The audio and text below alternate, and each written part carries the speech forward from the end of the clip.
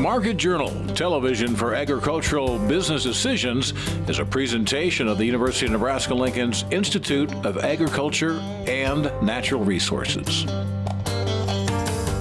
Promotional support is provided by the Nebraska Farmer Magazine.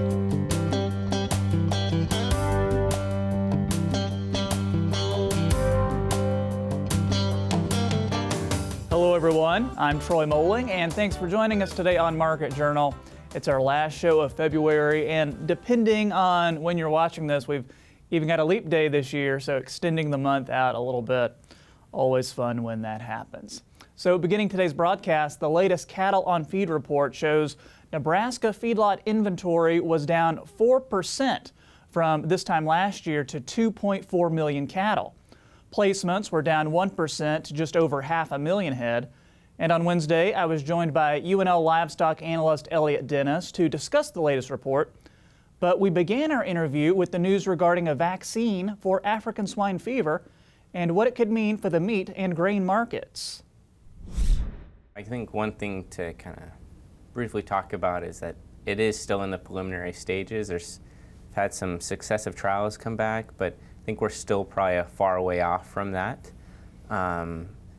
As far as like long-term productivity for China and their breeding herds, estimates have that are down 40 to 70% of their breeding herd.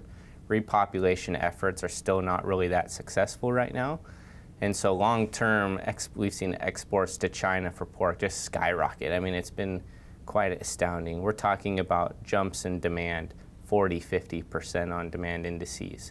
So still long-term potential for pork penetration there, and I think pork will also bring a lot of the other products along, beef and chicken. So, what are some things beef-related that you're watching that are impacting trade? I know, for instance, coronavirus is huge. Yeah. Then even news out of Australia regarding drought and wildfires. Yeah, so there's lots of things that are potentially impacting trade. I think one thing we just need to keep in mind that 20% of the carcass value is made up from exports, and that can fluctuate from month to month based upon global events. Coronavirus and the Australia fires is just one or two things that are happening right now.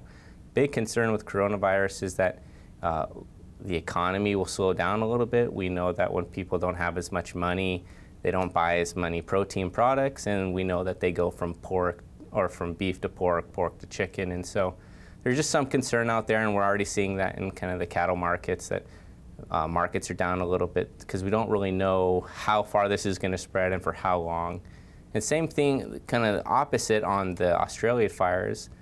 Okay, they're going to have to start liquidating a lot of herds. We know we import a lot of ground beef into the U.S., but we're going to have opportunities to continue to capture market share in the steak market, and particularly in Southeast Asia.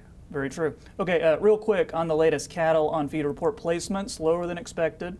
Marketing slightly higher than expected. So how are things positioned heading into spring, just a few weeks away? Yeah, so compared to pre-report estimates, this would be considered kind of a bullish. So we would have expected some uptick in the markets. Really the big thing is there on the weight placements. The weight placements tell a lot of where the action is happening. So of course, Nebraska, heavy placements in the 800-pound plus range.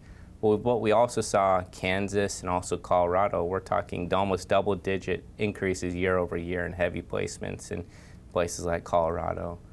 Really the big thing that happened in this shows a big trend happening in Texas. Really light placements there, also almost double digits in light placements year over year. And really we've kind of seen the cattle on feed, the placements really move from kind of the northern plains down to the southern plains. So something to really watch, but it's really that placement is where that dynamics are happening a lot. And also before we were chatting, you were talking about some news regarding premiums. Yeah. So I think one thing, if producers haven't been watching, but each week the USDA reports what they call non-carcass merit premiums. And you can look at those and how they compare it to yield and quality grade. And one thing you'll see if you go and look at those is that it's it's positive and very consistent going upwards. So we're talking in the range of $17 per hundredweight for all natural NHTC cattle. Big thing that I've been noticing is really consistent when you look at the prime premiums on the grid. It varies pretty wildly all over the place, but these are really steady and consistent, so just something to keep an eye on as far as production practices. Sure. And let's end it today with an update on some research that you're a part of. Really interesting stuff here. Bovine respiratory disease, that's got a huge economic impact in the feed yard. So how can your findings be used to help that producer out? Yeah, so just briefly, that was about, okay, what type of antimicrobial should we be using for metaphylaxis? And that obviously changes by the type of cattle that you're using that health practice on, the placement, weight, and also the season. Really just tried to put some economic impacts on what would be if you have an option between two different types of antimicrobials and you have different placement seasons, what would it be like? It's out there for producers to use in consultation with their veterinarian, and hopefully this is just a starting point where you can have a conversation about, what should I be doing and what are the profit and loss from doing types of certain health management practices. Elliot also tells me the weather has been on the producer side this year and the markets are looking forward to a strong grilling season. Always good to hear. Time for a look at the grain markets now, and we're joined today by first-time guest Darren Fessler. He's a trader and advisor with Lakefront Futures, and oftentimes you'll hear folks saying this is the kind of a slow time in the markets, but with uncertainty remaining before planting and international news in China and South America, there's still lots to talk about. So we began our interview by looking at the recent USDA Outlook Forum and the major stories from there. Every year the USDA is going to release their projections, and that's just what they are. I know some on social media and farmers, they can, well, why do they release these things? It's just a baseline for the market to go off of, really. That's really an adjust of what it really is. Not that those numbers will come to fruition or not, but it gives the market just an idea what the USDA is currently thinking. You go through the marketing year and you kind of go back and you look at what the outlook projections were, and most of the time they're relatively close. Yes, maybe on planting and yield, like it was last year when we ran into some disruptions, yeah, they're not off, but most of the time they're pretty close.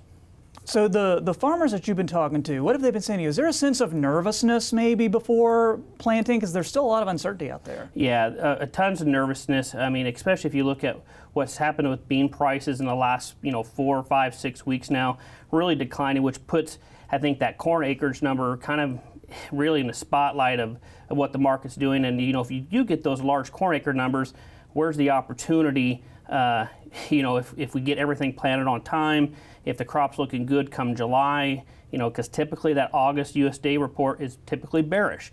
And so, yeah, there's a lot of nervousness now because there's still a lot of producers that don't have anything on the books yet for this coming year. And I wanted to look internationally for a minute. I found this was pretty interesting. News coming out of China that 16% of China's corn crop could be impacted from army worms.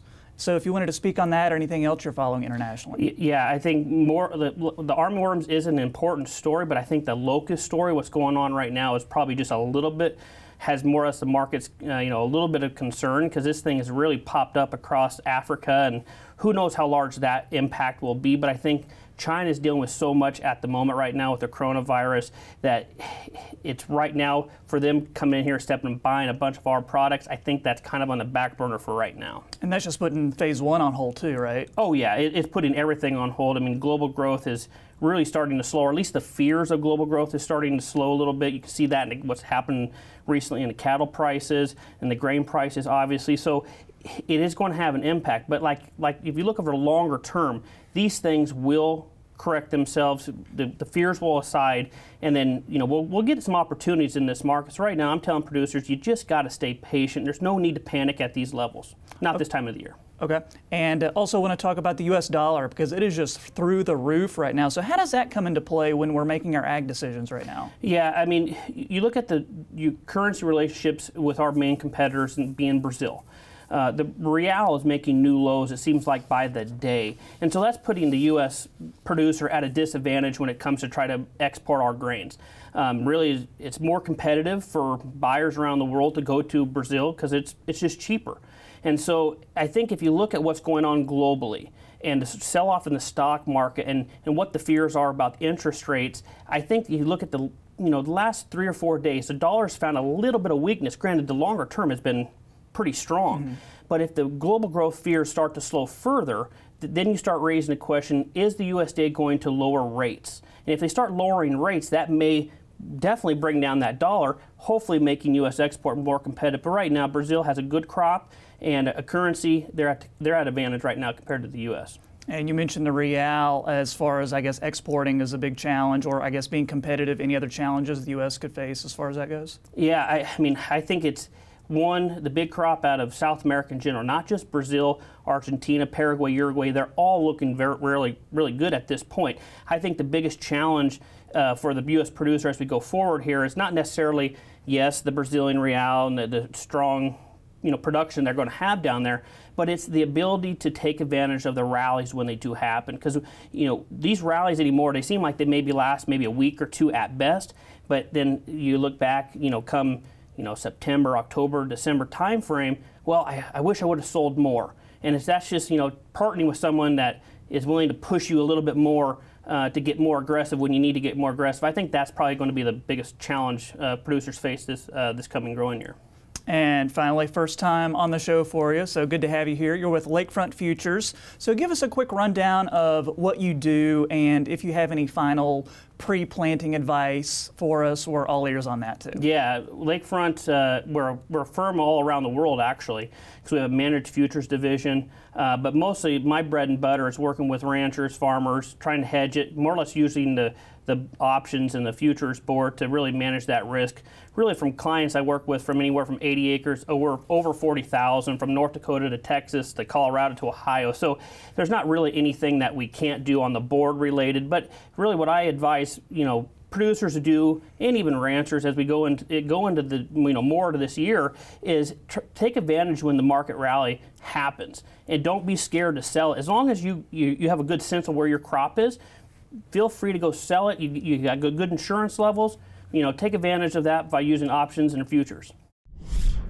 Thanks again to Darren for being on the show this week. It's time for trivia now, and with this week's question, with planting getting underway before we know it, I'm sure many of you watching will be planting soybeans. So that's the subject of today's question. We want to know, which state is the top producer of soybeans? Is it Nebraska, Iowa, Kansas, or is it Illinois?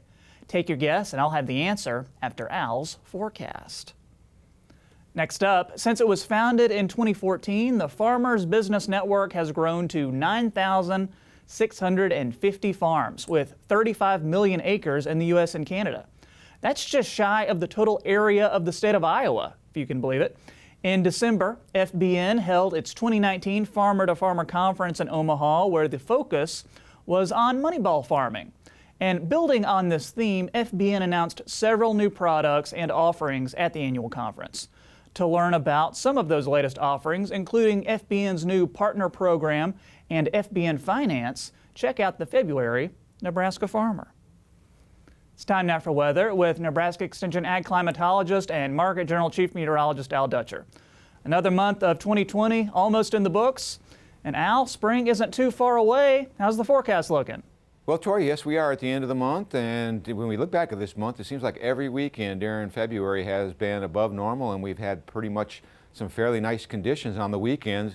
We're ending February just as we started February, with temperatures expected to be in the 60s and maybe pushing the 70-degree mark before we start to cool down. It seems like the pattern is repeating itself. We've been going through this every week now for the past 4 weeks, and it looks like no changes in this pattern as we see the cool downs coming during the middle of the week. So we go to the upper air model. The first thing we're going to draw our attention to is we have another trough in the western United States.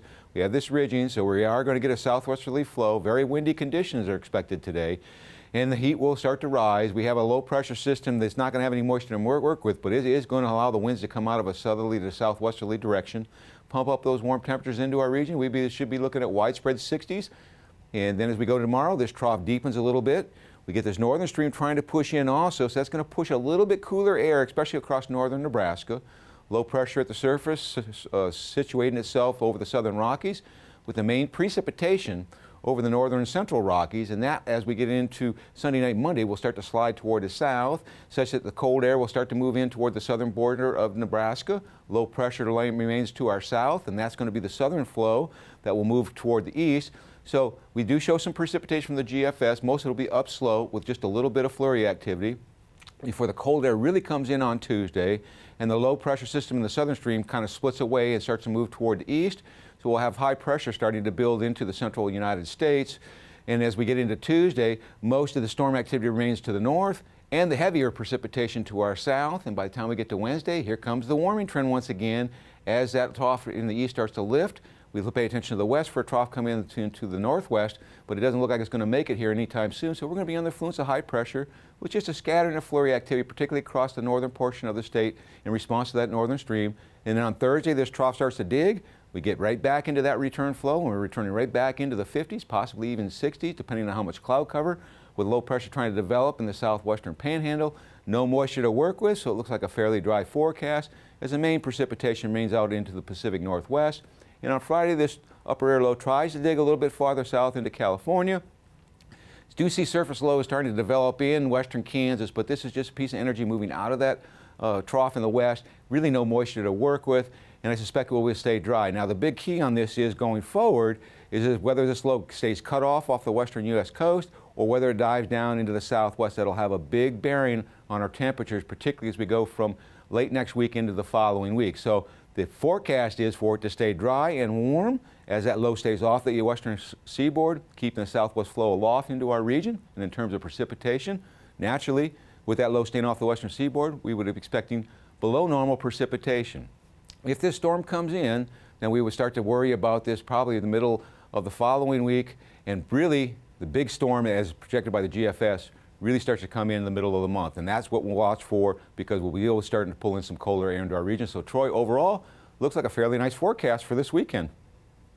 Thanks, Al. Back to trivia now, and this week we wanted to know which state is the top producer of soybeans. If you said D, Illinois, then you got it right. Way to go. Next up, a University of Nebraska-Lincoln survey of 1,200 irrigation water samples from 85 of 93 Nebraska counties were analyzed for several nutrients in the 60s. This survey has been largely forgotten and since hasn't been systematically replicated. Yet this data is getting a second look from UNL Professor of Soil and Water Sciences, Dr. Charles Wortman, and is yielding some new perspectives on the testing and quality of irrigation water. Market Journal's Bill Dodd has more. Thanks, Troy. Now, how interesting is that? A survey from the 60s could have a current impact on testing irrigation water quality now. Now, while the information that this study provides is broadly generalized and far too old to be utilized in any sort of fertilizer use commitment, it does still demonstrate the value of testing each source used for irrigation. Review back and forth until we're finally convinced that it's good, solid information, every sentence. According to UNL Professor of Soil and Water Sciences, Charles Wortman, crediting some of the nitrate applied in nitrogen water for determination of fertilizer nitrogen rates has long been advised in Nebraska. However, nutrients applied through irrigation have not often been directly credited in fertilizer use decisions, although some may have been credited through the interpretation of soil test results. So, while the original survey may need some updating, it's still providing qualitative information. So I've been aware of this for a long time, but generally I think the study has been forgotten. And because it was done in the 1960s, it does point for a need for renewal of this study.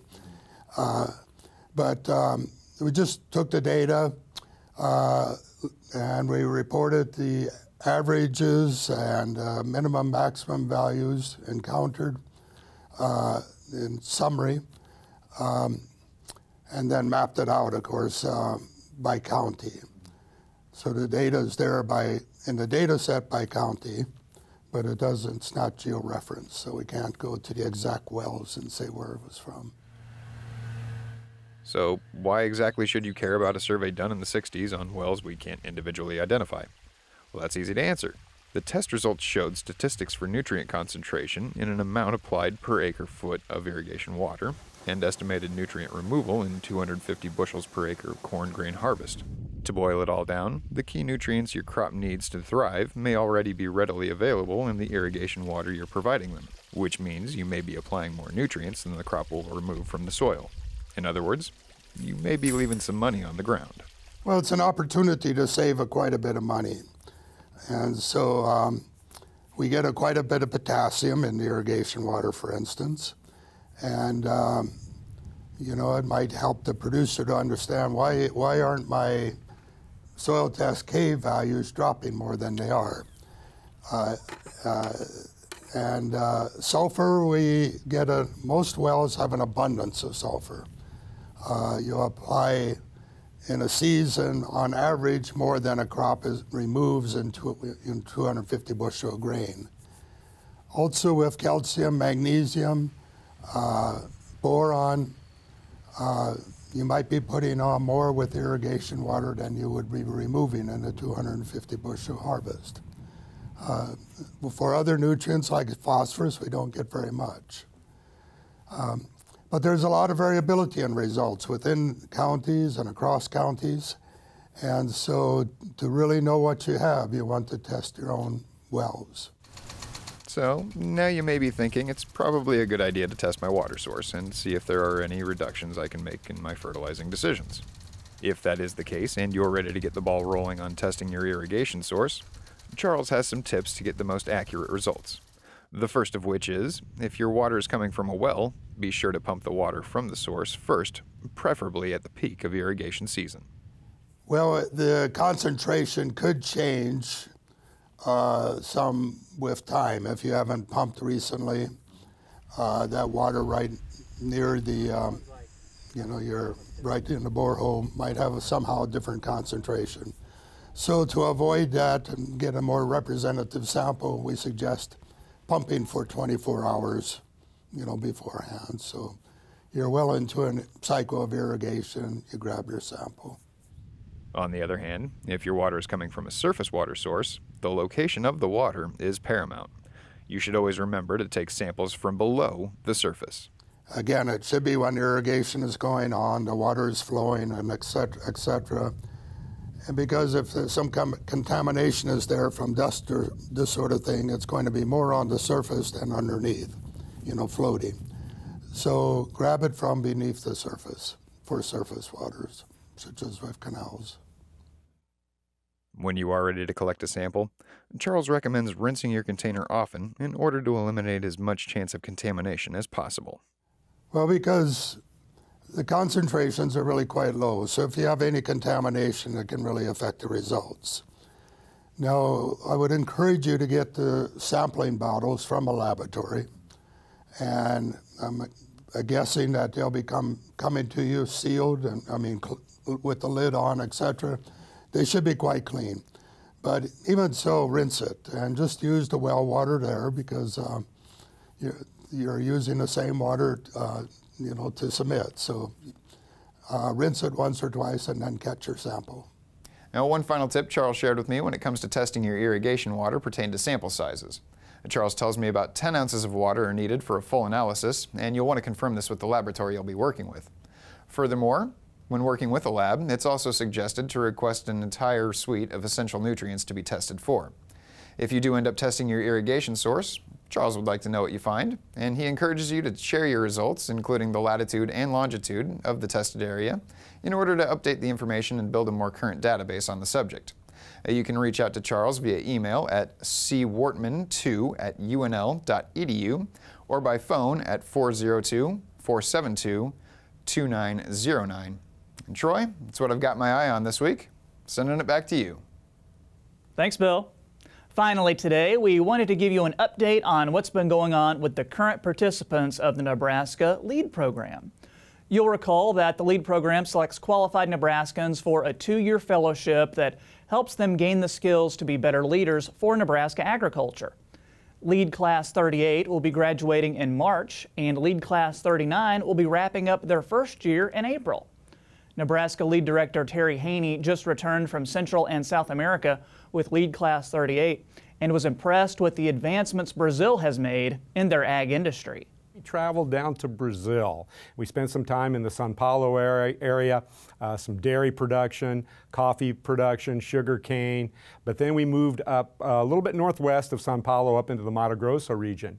And so we saw, for your viewers out there, I'm just going to say hectares and hectares and hectares of soybeans. To be in the Mato Grosso area, which many refer to as the Nebraska of South America, was an amazing experience, to say the least. You know, they're concerned about their cost of production, they're concerned about their marketing, their infrastructure, of course, maybe a little bit gives us the competitive edge right now, but you know, they just finished the Soybean Highway, which is a nine-hour highway from the Mato Grosso region up into the Amazon area, where there are some large grain handling facilities there to move the soybeans that they're growing, and corn in some respects. You know, they're not they're going to be a major player, and when they do have the infrastructure complete, and it may take some time to get the railroads in to really be able to move the amount of grain like we do here in the United States, you know, it's going to be an eye-opening experience for the American farmer. Terry also says the trip showed the class what needs to happen in order for American agriculture to flourish in a rapidly changing environment. You know, what is our competitive advantage? What do we need to do in the future to be increasingly innovative, increasingly meet the needs of our customers, and increasingly put pressure on those that help develop international markets. Our customer is not just here in this country, and we can do a lot of things. I think the class realized we can do a lot of things to PR things to make the North American consumer think more highly of us as farmers, but it's that world customer that we need to really look at. Applications are currently being accepted for LEAD Class 40. Those are due by June 15th, and you're also encouraged to nominate someone else that you think might be a good fit for the program. All the information is at lead.unl.edu and on the Market Journal website. That's going to do it for this week's show. If you missed a story, be sure to download the Market Journal mobile app or follow us on social media to join in on the conversation. Next week, hear how a lawsuit involving nitrate contamination in one state could impact agriculture in other places too. Plus, 2019 threw up some roadblocks for ethanol. We'll look at what producers are focusing on in 2020. Hope to see you right back here next time. I'm Troy Moling. Thanks for watching. Join Market Journal online at marketjournal.unl.edu. You can also follow us on Twitter, Instagram, and Facebook. Promotional support is provided by the Nebraska Farmer Magazine. Market Journal is produced by the University of Nebraska-Lincoln's Institute of Agriculture and Natural Resources.